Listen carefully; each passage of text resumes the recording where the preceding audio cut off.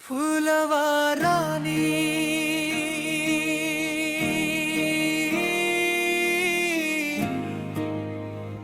का मोर जिनगानी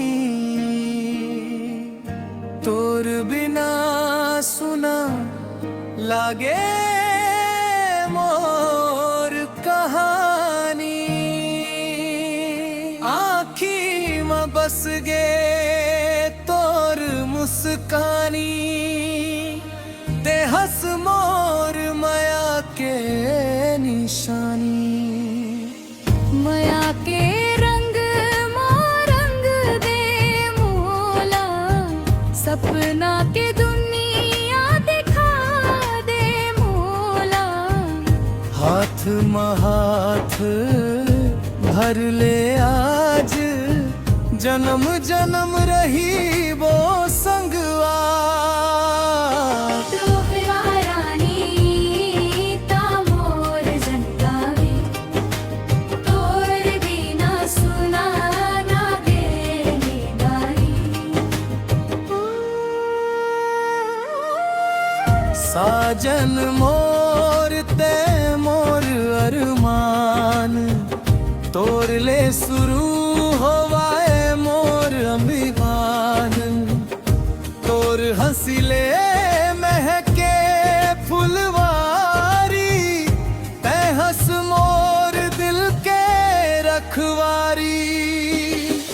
माया के डोरे छन टूटे कभू तोर बिना मोला नींद नहीं आवे संग तोर हवे खुशी अपनावम हर जन्म तैच लपावम फूलवा रानी ते मोर जिनगानी तोर बिना सुना लागे मोर कहानी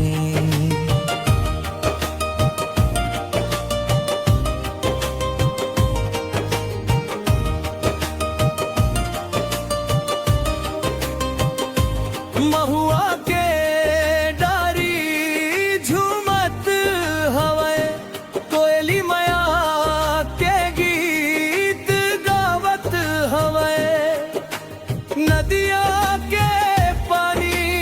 चमकत है तोर सुरतमा मन बहकत है है खारा संग घूमो बरगद छावा सपना बुनबो तोर नाव लिखे हावन दिल मां रही बेते मोर हर पल मां मयल के छन छन बाजे रे और सुरता मोला साजे रे चुनरी मोर हवे गुलाबी तोर माया लागे लाजवाबी चंद्रात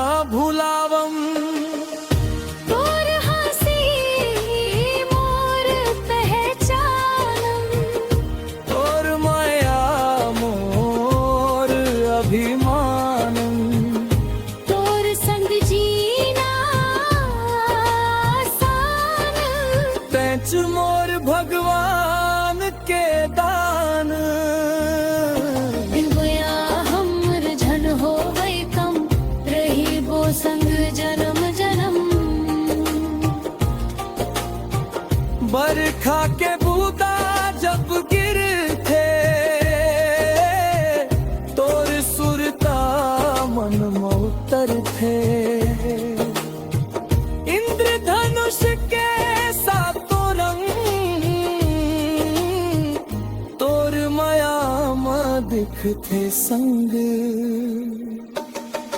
तोर दलीले रोज गुजरम तोर एक झलक बर तरसम दिल के धड़कन कही थे मोला तोर बिना नहीं जी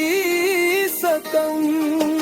फूल कस कोमल माया हमर झन होवाए कभू ये बिखर संग तोर हंसते गाते हर दुख दूर भगाते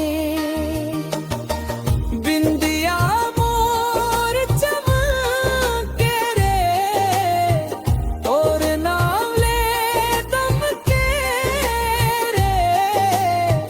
सिंदूर के लाल रंग मां लिखे हवे माया के संग मां माया के डोरी मजबूत हवाई दिल के रिश्ता अनमोल हवे झगड़ा हो ही तम ना लेबो रूठ बेता हंसा लेबो तोर बर धड़ के मोर दिल तोर बिना लागे सब मुश्किल संग संग हर सपना सजावो माया के दुनिया बसावो फुलवारानी तनोर जुदाई साजन मोर ते मोर जिनगानी माया के रंग रंग मरंग गे दुनिया तोर हंस मोर जिंदगानी चंदा सूरज गवा रही